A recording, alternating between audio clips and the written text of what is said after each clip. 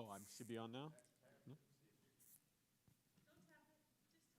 Hello? Hello? No. It's okay. It's hard to decide whether I should listen to my elder or my wife. You know, it's just. It's not on that.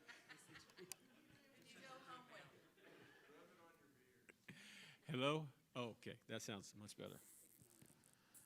No, it doesn't? Hello? It sounds like I can hear it. Yeah. Julie, you just need to pay attention. You're just. Okay. So, good morning. We're going to talk about Genesis chapter 12. So, go ahead and turn over there. And while you're turning over there, I'm going to tell you a story about Abraham. This story, it's hard to tell with old stories how old they really are. It most likely, sorry, what? Up a little bit more. Hello? Okay. All right. It's hard to tell how old the stories were.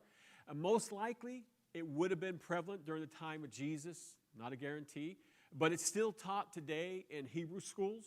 It's also found in the Quran. So it's about Abraham.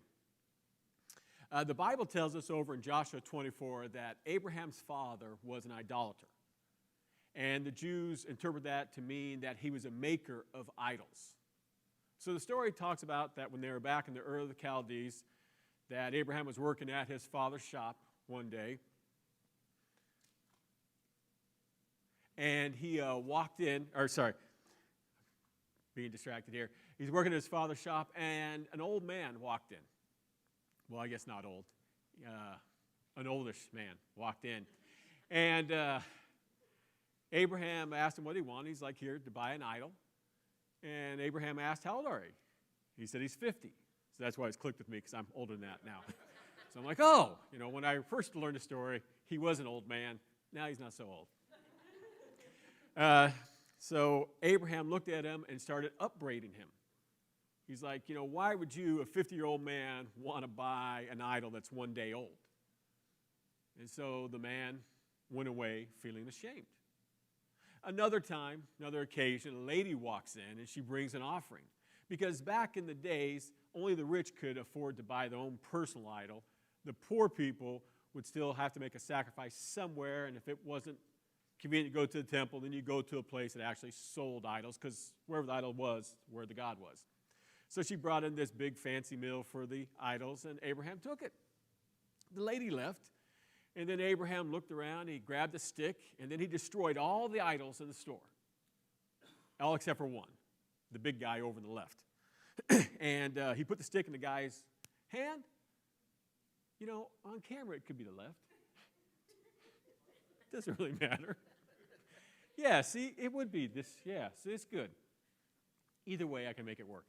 He put the stick in the arm of the biggest idol. And then he sat back behind the counter. He just waited. So this dad walks in, and he sees all this destruction, all this rock and debris, and he wants to know what's going on with what happened. So Abraham gets this serious look on his face. He's like, Dad, you just won't believe what happened. This lady walked in, and she brought this offering. It was just really a fabulous offering here. And she went to go give it to one of the idols, and one of the little guys said, no, give it to me. I'm hungry. This is what I need. And so she's like, okay, I'll go over there. So she started to go over there, and one of the other guys like, no, I'm bigger. I'm more important. Give it to me. And then they all started arguing amongst each other. They all started fighting. And eventually the big guy over there, he just grabbed a stick and beat them all to death. Destroyed them all. And then he ate all the food, and he went back over there. Now, being a father myself, we have this innate ability to sense when our sons, specifically, are being ever so sarcastic with us. And I'm assuming that Abraham's father, Terah, had that ability. So he knew his son wasn't really telling the whole truth. So he starts to upbraid his son. He's like, Abraham. He would have said, Abram, this is a bunch of rocks. They don't see. They don't hear. They don't touch. They don't move around. They don't talk. And they certainly don't eat food. And so Abraham looks at him and says, exactly. And so then his father understands that Abraham's not going to be an idol worshiper. Now, in different stories and different iterations, it talks about that Terah will take Abram to Nimrod.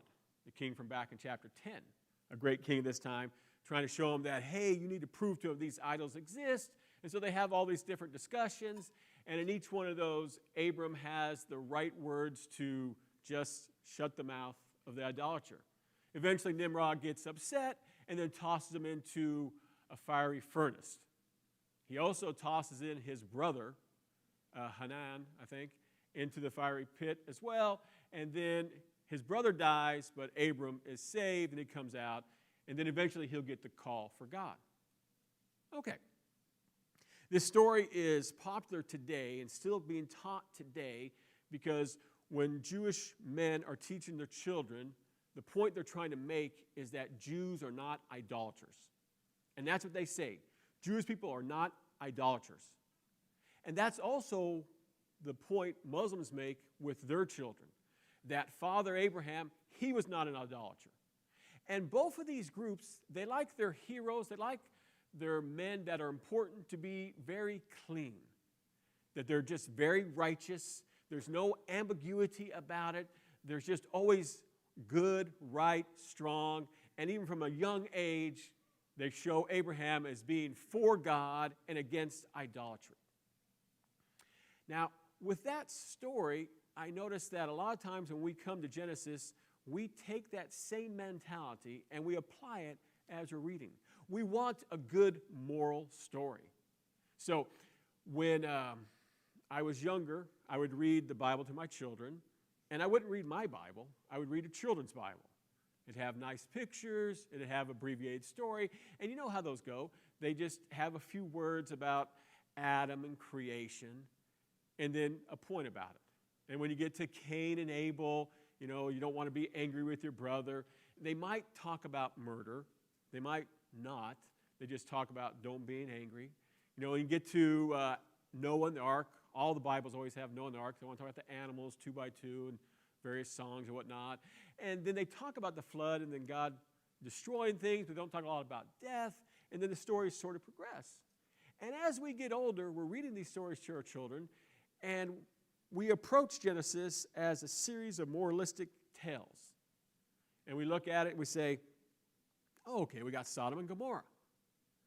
Well, they're sinning. God needs to come down, destroy them. He gives them some warning, and then he destroys them. And we can see that obviously Sodom and Gomorrah are doing terrible things. That's why they're destroyed. We understand that. But then we get to other stories that aren't quite so clear. With Lot and his daughters, after Sodom and Gomorrah, his daughters get him drunk, and then they have sex with him, and then we have the Ammonites and Moabites coming from those two transactions.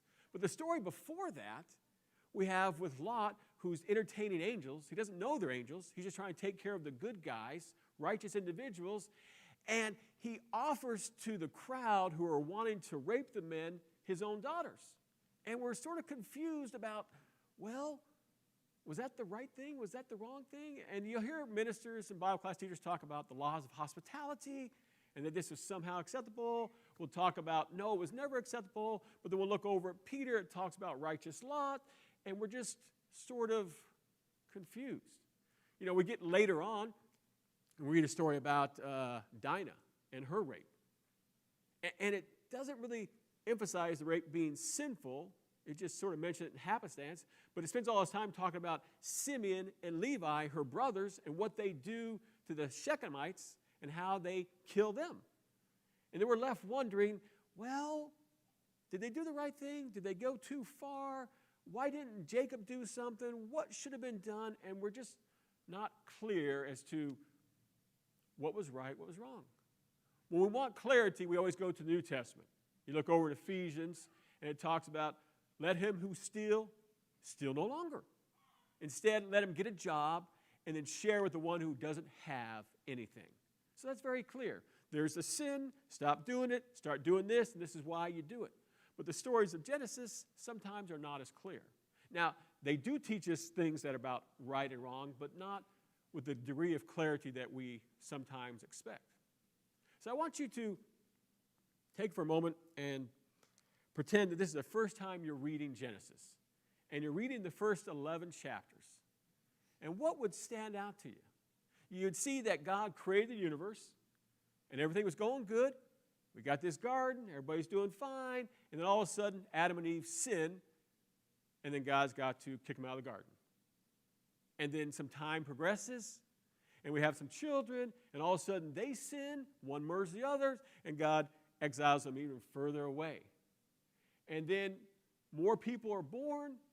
And more people seem to be sinning. We get the whole sons of God, daughters of men. We're not really sure what's going on there. But the next few verses talk about that mankind as a whole is wicked, and so God destroys everybody. And then we'll accept Noah and his family, and of course the animals. So then after a year floating around on an ark, they land on a mountain, the waters recede, and then they come on out, and they start afresh. And then of course Noah gets drunk, Ham does whatever he does, and Canaan's cursed, and sin spreads. And then chapter 10, we have the 70 nations, so humanity is repopulated to a large extent, and then they all get together for the whole Tower of Babel, and God's got to come down and render judgment again, and the people have their language changed, and then they're all spread out. So just looking at those 11 chapters, the idea that you would get is that God's creation was great, but mankind has brought sin into it, and God has now judged mankind, but that hasn't done a whole lot of good. So what is he going to do? When you look at Genesis chapter 6 and Genesis chapter 8, you see that God says the same thing about humanity before the flood and after the flood, that we're just wicked. And so just reading that introduction, you would have the idea, how is God going to deal with sin? And that's where chapter 12 comes in.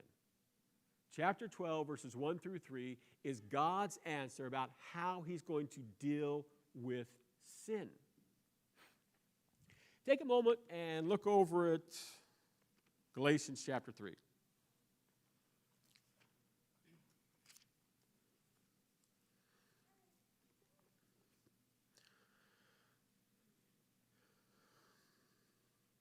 It says over in Galatians chapter 3, starting in verse 6, it says, "Even so, Abraham believed God, and it was reckoned to him as righteousness.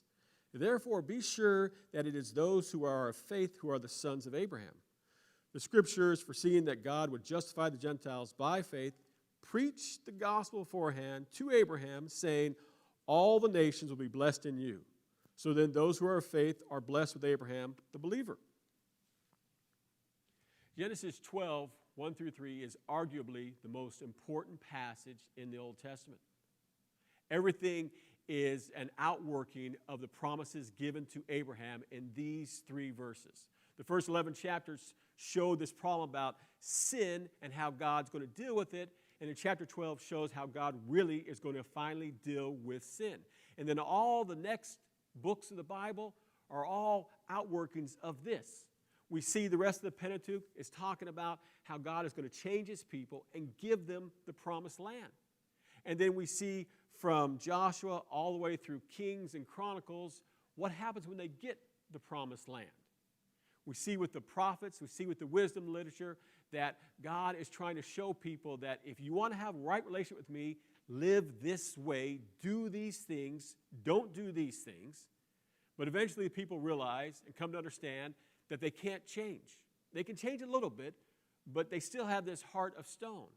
So the prophets prophesied that there'll come a time when the promised seed will actually come to earth. The promised seed will actually bring redemption, and I'll give you a heart of flesh. I will give you this new spirit. And so the prophecy is given in Jeremiah 31 about the new covenant. Well, those are fulfilled in the New Testament with the time of Jesus. And this new covenant is different because the Israelites had to be taught the covenant from day 8 when they were members of the covenant. But we don't have to be taught the covenant because we are taught that before we become part of the covenant. We sit down and we study with people today, and we talk to them about Jesus, we talk to them about sin, about salvation, talk to them about the church, talk to them about how their life is going to change, talk to them about the good things, the bad things, what's expected of them. We talk about all these things, and the person says, yes, I need to get baptized. I'm going to confess Jesus Lord. I'm going to be immersed, have my sins forgiven, washed away, and now I'm a new creature or new creation. Genesis chapter 12, 1 through 3 is that center spoke where all that rotates around. So this morning, we're just going to take a couple minutes and look at those first 3 verses here. Let me get over there. It says in verse 1, Now the Lord said to Abram, Go forth from your country, from your relatives, from your father's house, to a land which I will show you, and I will make you a great nation, and I will bless you, and make your name great, and so you shall be a blessing. I will bless those who bless you, and I will curse, and the one who curses you I will curse, and in you all the families of the earth will be blessed. So I want you to notice that first of all, we have 7 verbs. So statements or clauses. We have 5 times blessing occurs. And we have 3 headings for promises in these 3 verses. That very first one, he said, Go from your country, from your relatives, from your father's house, to a land which I will show you. God doesn't say it here that he's going to give them this land. He says, I'm going to show you this land. But this promise is reiterated a number of times in the lifetime of Abraham as well as Isaac and Jacob. I don't know if you've ever noticed in the Old Testament that it talks about, I am the God of Abraham, Isaac, and Jacob. And Moses will use that a lot when he's talking to the Israelites. He's not trying to say that your ancient ancestors worshiped Yahweh, so you should worship Yahweh. He's not trying to make that point. Instead, he's trying to remind them who this God is. This is a God who gave promises to Abraham, to Isaac, and to Jacob. And in your lifetime, he is fulfilling them right now. This is why you should worship him. I am the God of Abraham, Isaac, and Jacob. A God who makes promises, a God who keeps promises. And so he tells Abraham that I want you to go from Ur of Chaldees to the land I'm going to show you. And then he starts going. I always find it interesting that we don't have anything more about Abraham's call. Me personally, I always wonder how God talked to Abraham. I wonder, did he appear to him in a dream? Did he have a vision? Was it a voice from the clouds? Did he send an angel to talk with him? Or did he appear to him himself? Because then I always wonder, if God did that to me, well, would I believe? Would I just uproot my family and go somewhere else? Much like Jesus telling the man that was born lame or being lame to get up, take your mat, so you can be healed. Would I have enough faith? It's hard to know. I'm thankful I'm not put in that situation. I'm thankful I have God's word, his complete revelation here so I can study that and grow my faith through realizing what God has done. But Abraham had so much faith, and he is the exemplar of faith in the Bible. He is the one that Paul goes back to. He is the one that James talks about. He is the one that Jesus talks about. He is the one that Luke talks about. Everybody talks about Abraham and his faith because it's so very important. I can't imagine what it was like to be, he was 75, which would have been about middle age for him because he got another 100 years of life. But he'd have been established in his life. He had a wife, and of course his wife is barren, has no children. But for God to say, I want you to leave and go someplace. He doesn't tell him where it is. He doesn't say, I'm going to have you go to the land of Canaan. He doesn't say it's a great land. He just says, go this way. And Abraham goes that way. So much of our life is like that God tells us to do something. He doesn't tell us that it's going to be better for us. He doesn't tell us how it's going to be accomplished. He doesn't tell us why we need to do it. He just says, go. And we need to do it. I find it interesting that so many people today have so much less faith than Abraham. Abraham had hardly any revelation from God, only what was passed down from Noah and his sons, and that's all he knew about God. And all Noah knew was what was passed down from Adam and his sons. We have the Bible. We have Jesus' words recorded for us.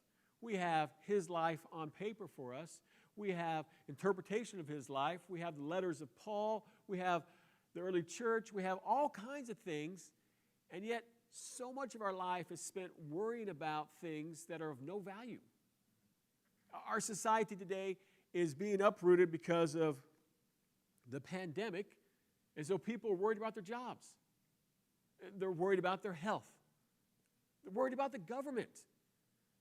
I mean, just a couple of years ago, I wasn't that concerned about it.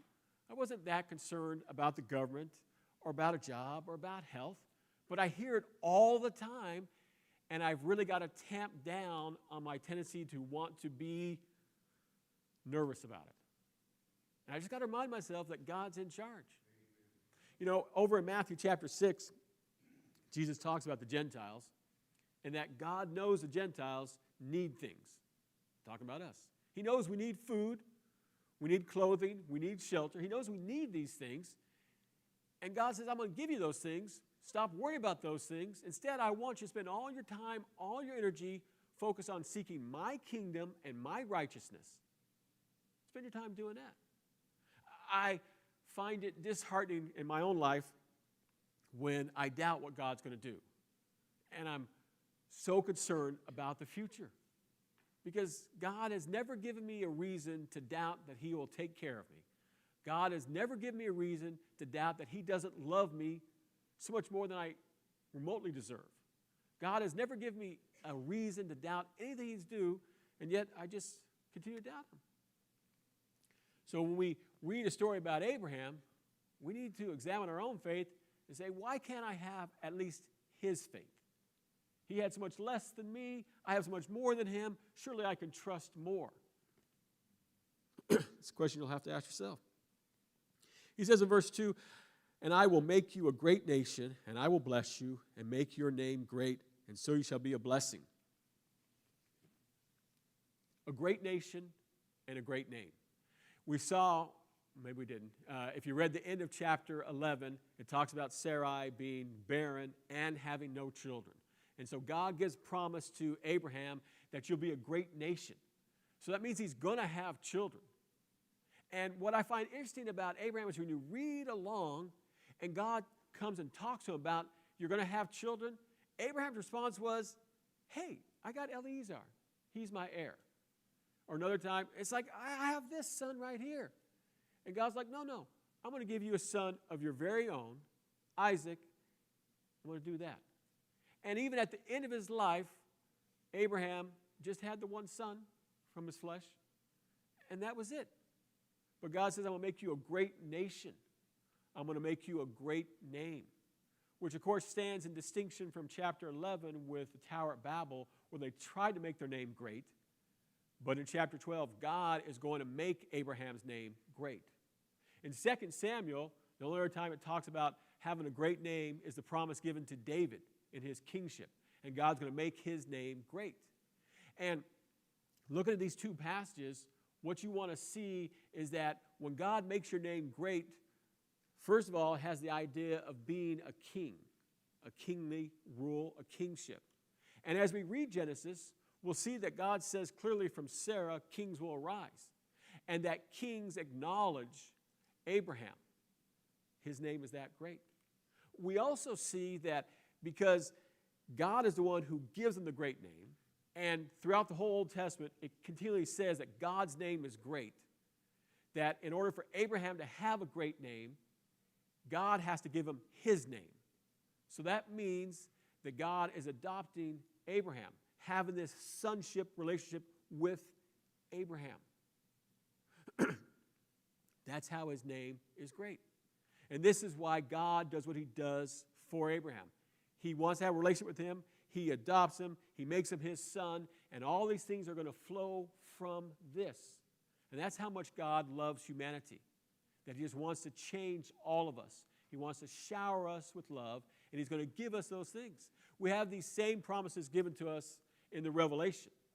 When you look at the 7 churches, and you'll see a lot of those promises are found in the book of Genesis and now fulfilled in our lives, in our relationship with God. He says in verse 3, and I will bless those who bless you, and the one who curses you I will curse, and in you all the families of the earth will be blessed. So let's just take a moment here. I point out that the word blessing occurs 5 times. That's significant because in the first 11 chapters, the word curse occurs 5 times. Things have been cursed 5 times in the first 11 chapters. But when God interacts with Abraham, he's going to change things, and he's going to overturn those curses with these blessings. I don't know if you paid attention to the first 11 chapters, but you see God creating and then man destroying. And then you see God judging in chapter 6, and he destroys a planet, but then he creates it anew. And he brings forth these families, these men and women, and he brings forth all these animals, and you have this new creation. And then you get to chapter 12, and you have some of the same words used, like blessing. And then in chapter 15, chapter 17, chapter 22, God talks about that I'll cause you to be fruitful and multiply. I'll bring you all these many descendants. Again, going back to chapter 1. Let's look over Galatians 4 for a moment.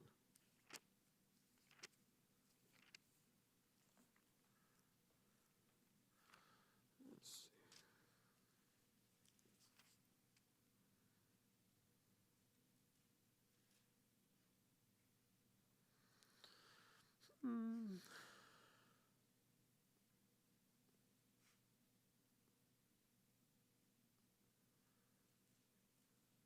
Oh, I'm looking in chapter 3.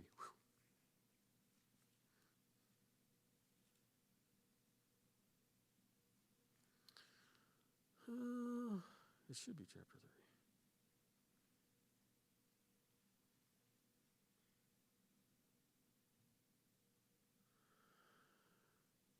3. Okay, so let me think here.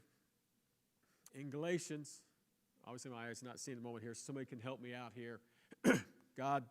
Paul talks about Abraham and talks about in the things, out of things that were not, out of things that were nothing.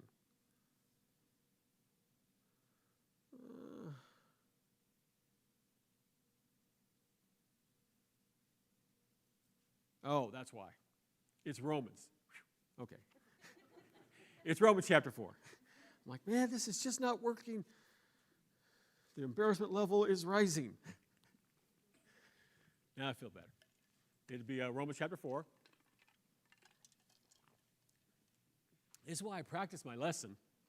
And I read my scriptures, and it just wasn't looking right on the page here.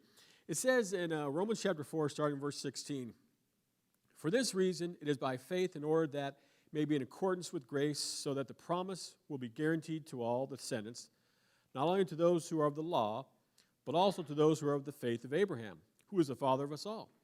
As it is written, a father of many nations have I made you, in the presence of him who believes, even God, who gives life to the dead and calls into being that which does not exist."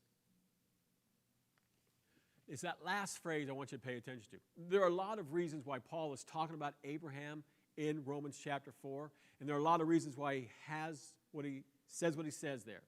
But one of the reasons is because he wants you to make a conscious connection between what he's writing here in Genesis chapter 1. Because in Genesis chapter 1, God continually creates things out of nothing, creates things out of nothing, creates things out of nothing. And when he gets to Abraham, he's doing this new creation yet again. So we had Adam, and then we had Noah, and now we're going to have Abraham. And God's going to start afresh and start this relationship with men and try it a different way. It's not to imply that God was changing his plans. It's not to imply that God was surprised or anything like that. This is just the way that things were going. And God, when he gets to Abraham, he wants us to make connections with Abraham and Noah and Adam and see that God is starting afresh and trying things a different way for us to have this relationship with us.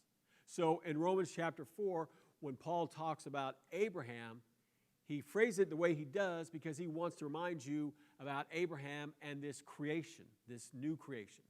This is why Paul would say over in 2 Corinthians chapter 5 that those who are in Christ Jesus are a new creation.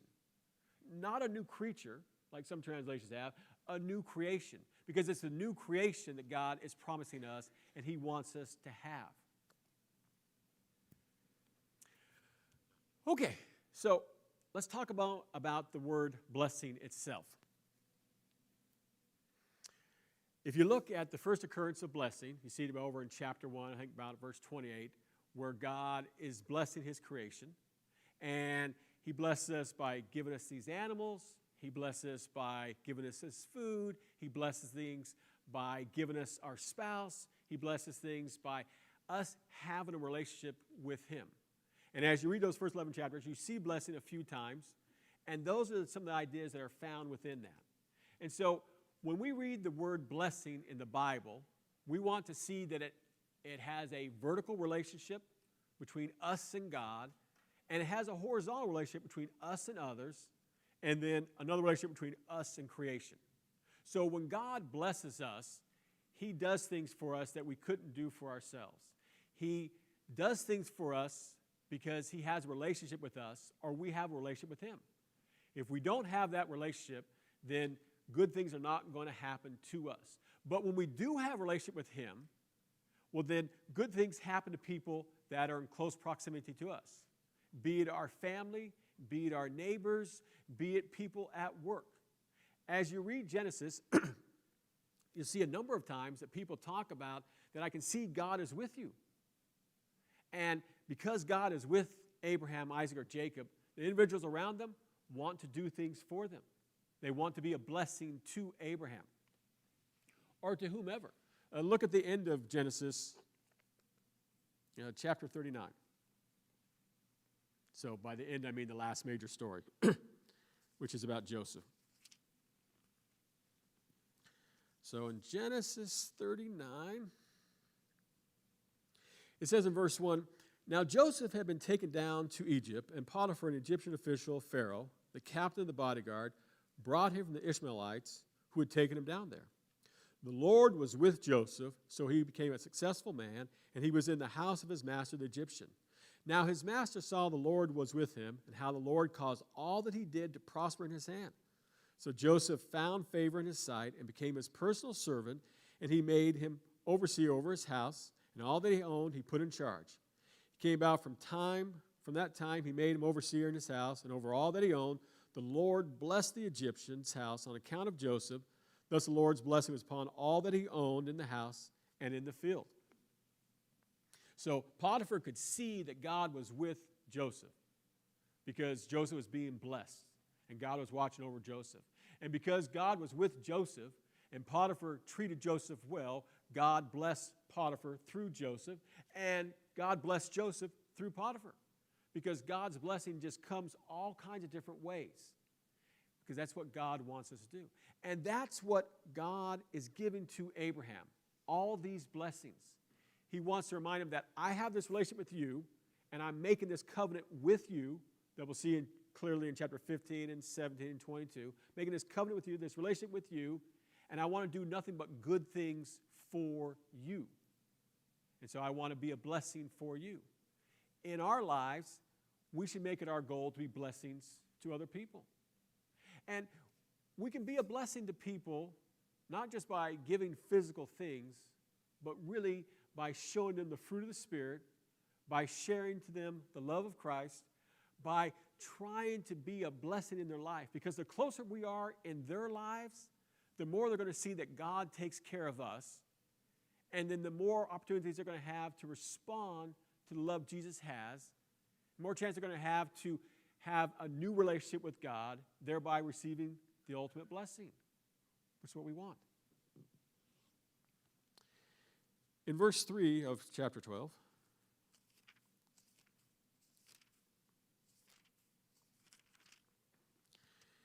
he says, "I will bless those who bless you, and the one who curses you I will curse, and in you all the families of the earth will be blessed." I want you to notice that blessing there, if it's not clear from English, is in the plural. You're going to have multiple people that bless you. You're going to bless multiple people. But it's just the one-off person who's going to curse you. And that should be your experience in life.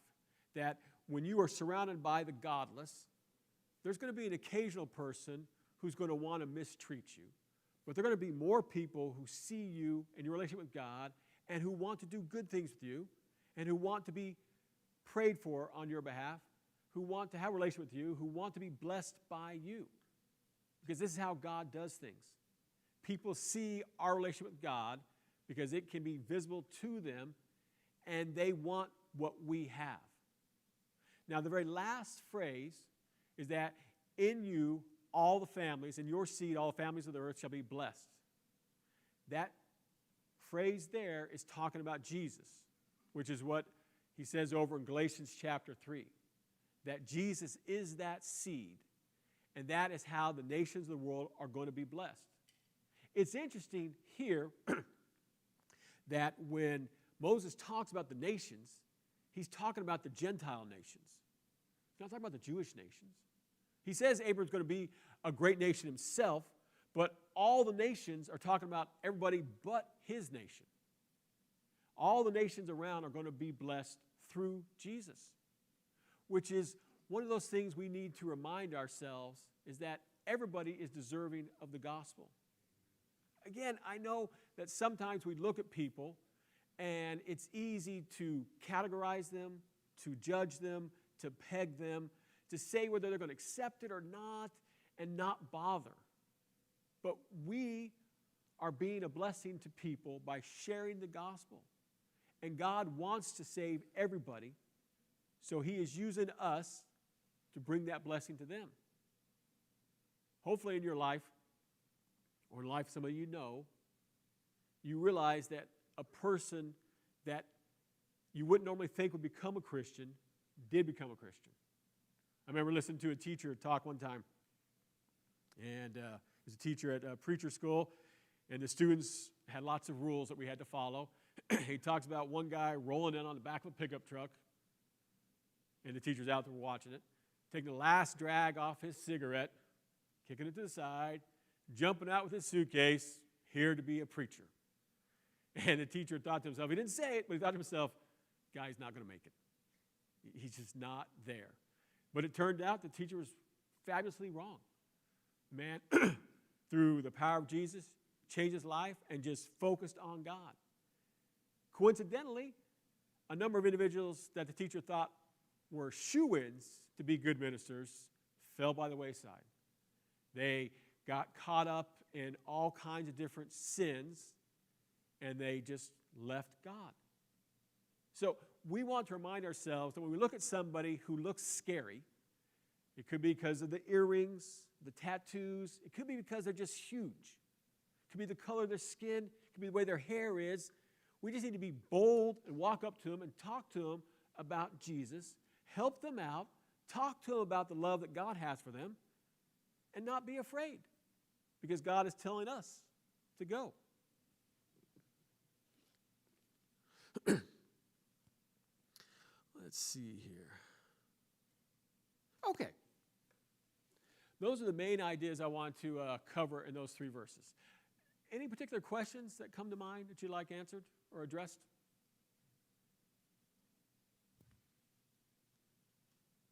None, Julie?